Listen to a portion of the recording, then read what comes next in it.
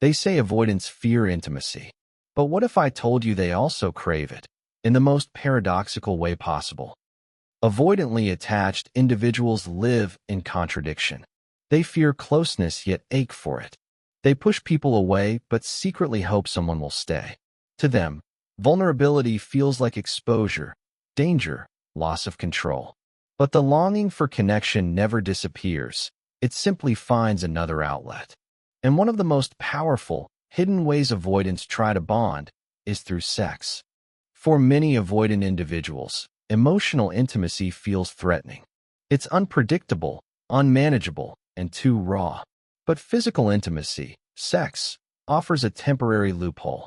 It allows them to experience closeness without the risks of being seen emotionally. Through the body, they can express what their words and hearts are too afraid to reveal.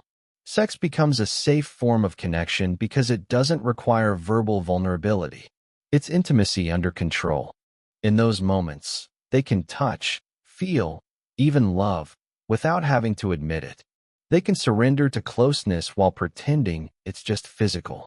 But beneath that detachment lies something deeper, a desperate attempt to bridge the emotional gap they otherwise can't cross.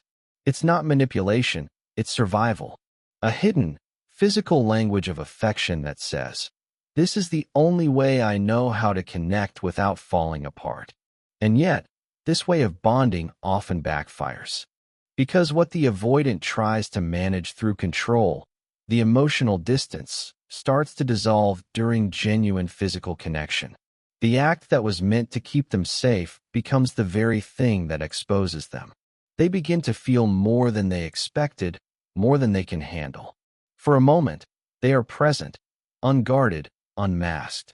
But as soon as it ends, fear returns. They retreat, overthink, distance again. It's not rejection, it's regulation. Sex for the avoidant isn't just pleasure, it's paradox. It's the only door they know how to open, even when they're terrified of what's inside. If you want to better understand how to deal with avoidance, then subscribe to the channel to know everything. Emotional distance, physical closeness. Avoidants rarely admit it, but sex is often their only safe entry point into vulnerability. Emotional intimacy feels dangerous, too raw, too unpredictable. But physical closeness? That they can control. It has a beginning and an end. It doesn't demand confessions or sustained openness. It's a space where they can feel connected without feeling trapped. When they initiate sex, it's not always about desire. Often, it's about reassurance. A silent question disguised as physical touch. Am I still wanted, even if I can't give more of myself? For the avoidant, sex becomes a performance of closeness, a way to feel temporarily safe in connection without the burden of emotional exposure. They can play the role of the lover, the partner, the one who cares, while keeping the deepest parts of themselves untouched. But what makes this dynamic so complex is the duality it carries. During sex, avoidants often experience a fleeting sense of unity, a collapse of the emotional walls they spend their lives maintaining. The sensations override thought, control, and fear. They allow themselves to be seen, touched, and even loved, if only for that moment. But immediately after, the flood of vulnerability overwhelms them. They pull back to restore distance. They act cold, aloof, even dismissive, not because the connection meant nothing, but because it meant too much. This cycle, closeness, then withdrawal, is the avoidance emotional pattern in physical form. It's how they unconsciously manage the unbearable conflict between their need for attachment and their terror of it.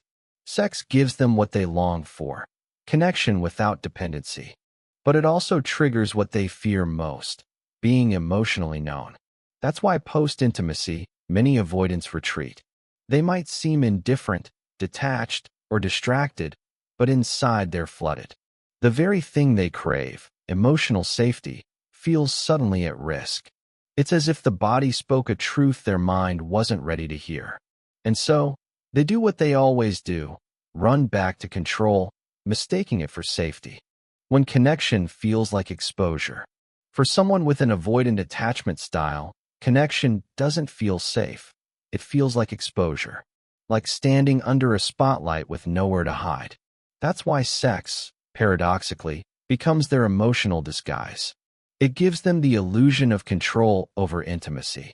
Through the body, they can show love without naming it, offer closeness without commitment, and momentarily silence the fear that someone might actually see them. But here's the truth: sex reveals. It exposes the very emotions they've spent years burying. In the heat of that moment, their defenses drop. Their need for affection, validation, and belonging surfaces through touch and proximity. It's primal and honest. They aren't analyzing, strategizing, or repressing. They're just feeling. For a brief instant, the avoidant becomes the person they've always been beneath the fear: open, connected, human. And that's what terrifies them most. Because after sex, once the adrenaline fades, vulnerability echoes. It feels like a hangover of emotion they can't process. They start replaying moments, trying to regain emotional control. Did I show too much? Did I seem needy? Do they now expect something more from me? These thoughts aren't arrogance, they're defense. They help the avoidant re-establish distance between the rawness of the body and the safety of the mind. Often, this is when the emotional withdrawal begins. The texts slow down. The warmth cools.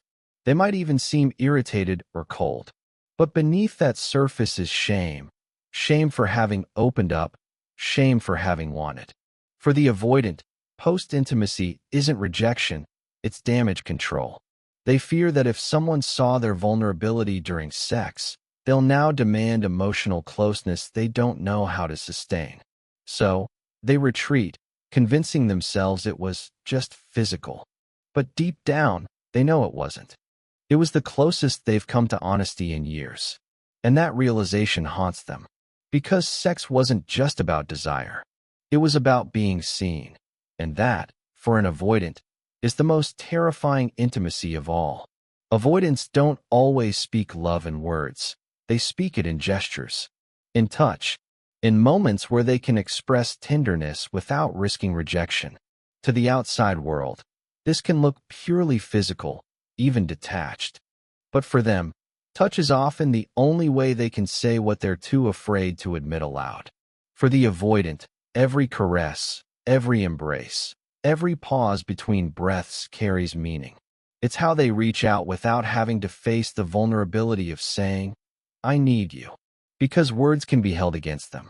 Promises can be broken. But touch, in its simplicity, feels safer. It's immediate. It doesn't demand emotional coherence. It just is.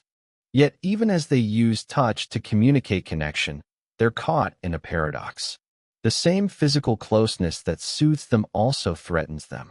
When they touch someone they genuinely care for, their emotional walls start to tremble. The body remembers safety, warmth, belonging, all the things the avoidant has spent years trying to control. And that sensation of surrender, however beautiful, is also terrifying.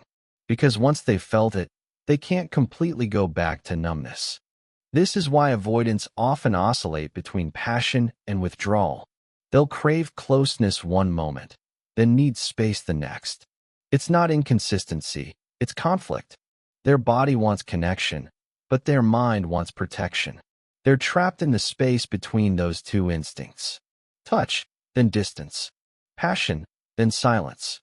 It's a dance of longing that never finds rest.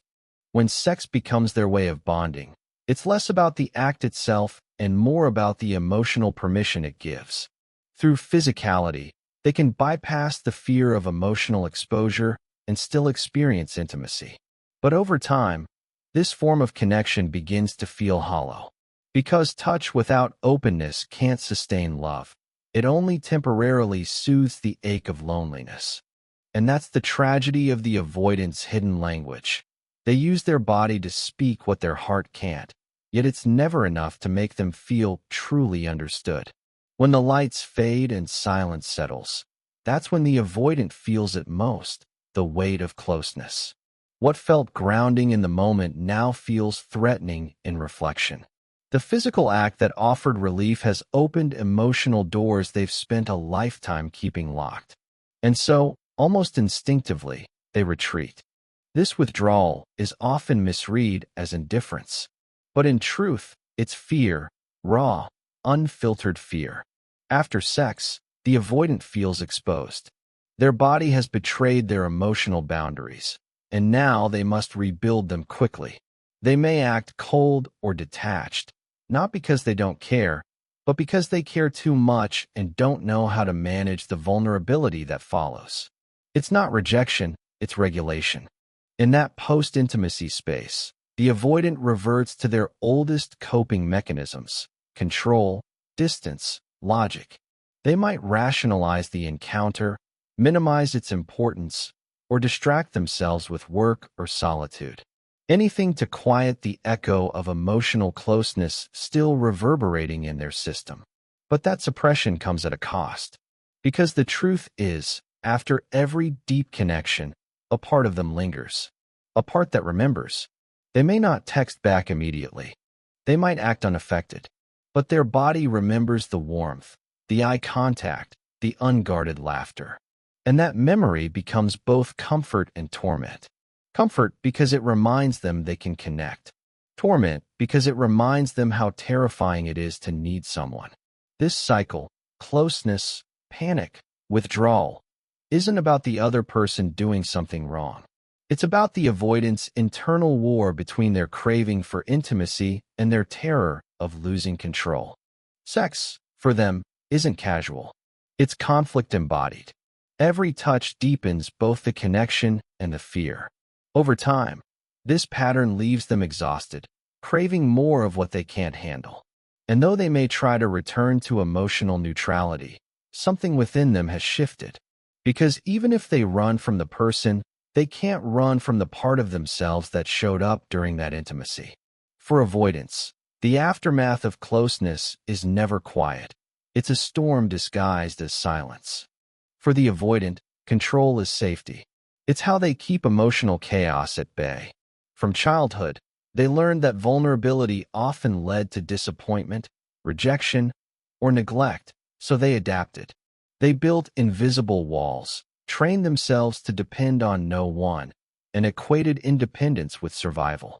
But even as adults, that instinct remains. Every time closeness begins to feel real, the need for control rushes back in.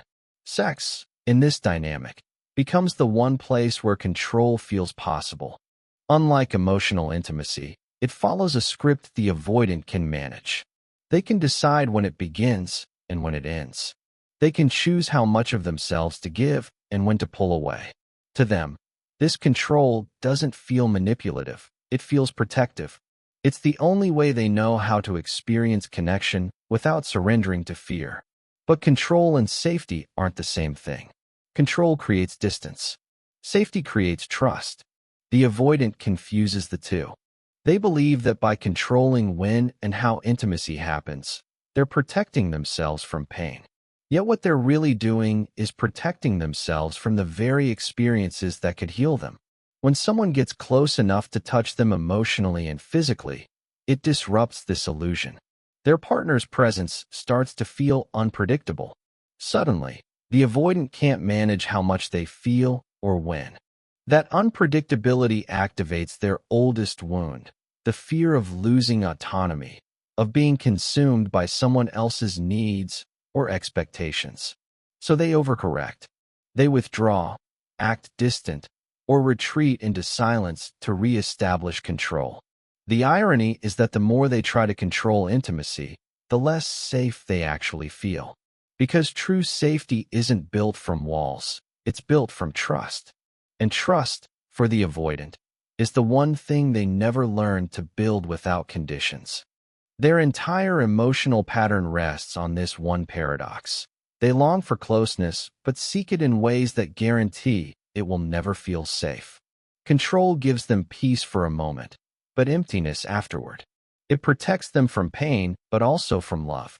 And deep down, even they can feel that emptiness growing, quietly, after every encounter that feels both intimate and incomplete. The most painful part of avoidant attachment is that the body keeps betraying the story the mind insists on telling. The mind says, I don't need anyone. The body says, I miss them. The mind says, it was just sex. The body remembers every detail, the rhythm of breathing, the pulse of connection, the quiet that felt almost like peace. For avoidants, this dissonance is agonizing. They pride themselves on logic, on maintaining composure. But after sex, when everything slows down, their body still hums with the truth. They felt something. Something real. Something they can't name without risking the collapse of their emotional armor. And so they repress it. They tell themselves it didn't mean much. They busy themselves. They disappear. But repression never works the way they hope. Because emotions, when denied, don't vanish. They store themselves in the body. That's why, even weeks later, the avoidant may still think about that night, that person, that fleeting moment of closeness. They'll remember how safe it felt, even if it scared them. How warm it was to be held, even if they pretended not to care. These aren't memories, they're reminders. Reminders that underneath all the detachment, they still long for connection. Sex for the avoidant isn't just an act, it's an accidental confession. It's the only moment where their body gets to speak the truth their heart won't allow. When they touch someone they trust, they're not performing, they're revealing. Every soft moment of closeness becomes a wordless admission. I want to be here. I just don't know how to stay. But the tragedy lies in what follows. Because after they've allowed themselves to feel, shame comes flooding in. Shame for having needed, for having let someone in, for not being stronger than their fear. They confuse that shame with regret and convince themselves they should have stayed detached. So, they withdraw again, hoping distance will restore order. Yet the memory lingers, unbidden and alive. Because even as they run from the intimacy they created, they can't outrun the body that felt it. And in that silent remembering, the avoidant discovers something terrifying, that no matter how much they try to deny their longing, the truth is already written beneath their skin. For the avoidant, desire is not just about attraction, it's about conflict. Every time they want someone deeply, they also feel the instinct to pull away. It's not indifference, it's fear wrapped in shame. Wanting feels dangerous because it implies need. And need, in their emotional blueprint, has always been associated with disappointment, loss, or rejection. So when they experience genuine sexual desire, it awakens not just longing, but guilt. They think, if I let myself want this too much, I'll lose control. To them, desire feels like surrender, and surrender feels like weakness. That's why even moments of deep passion often leave them hollow afterward. The body has said yes, but the mind is already preparing to say no. This internal tug-of-war can make their partners feel confused or even rejected. One moment, the avoidant is fully present, loving, attentive, almost tender. The next, they seem distant or distracted. But what's really happening is that vulnerability has triggered their deepest wound.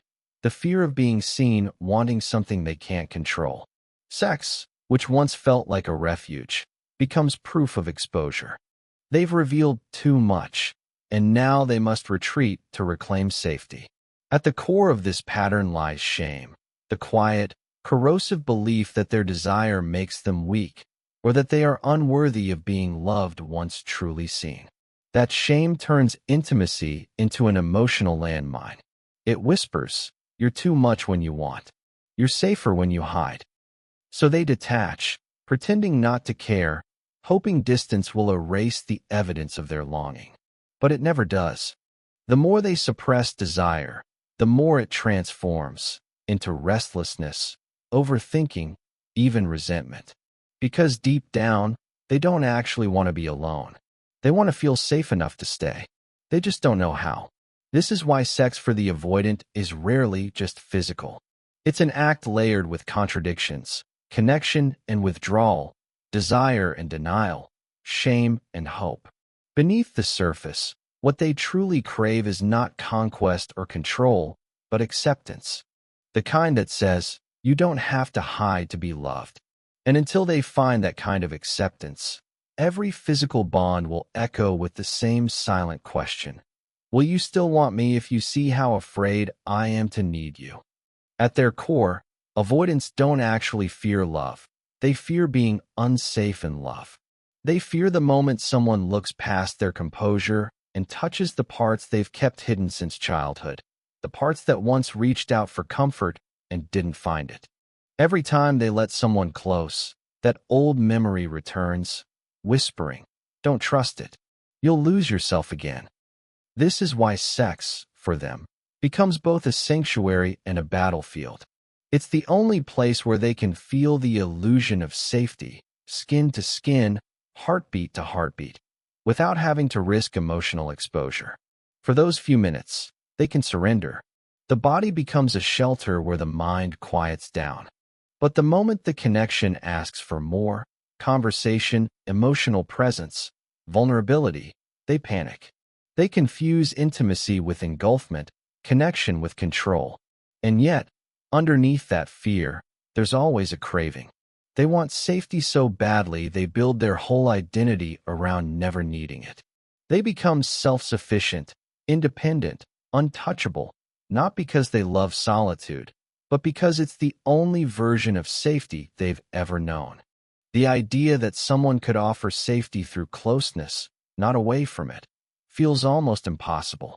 But when they meet someone patient, grounded, and emotionally secure, something inside them starts to thaw. They don't trust it right away. They test it, retreat, return.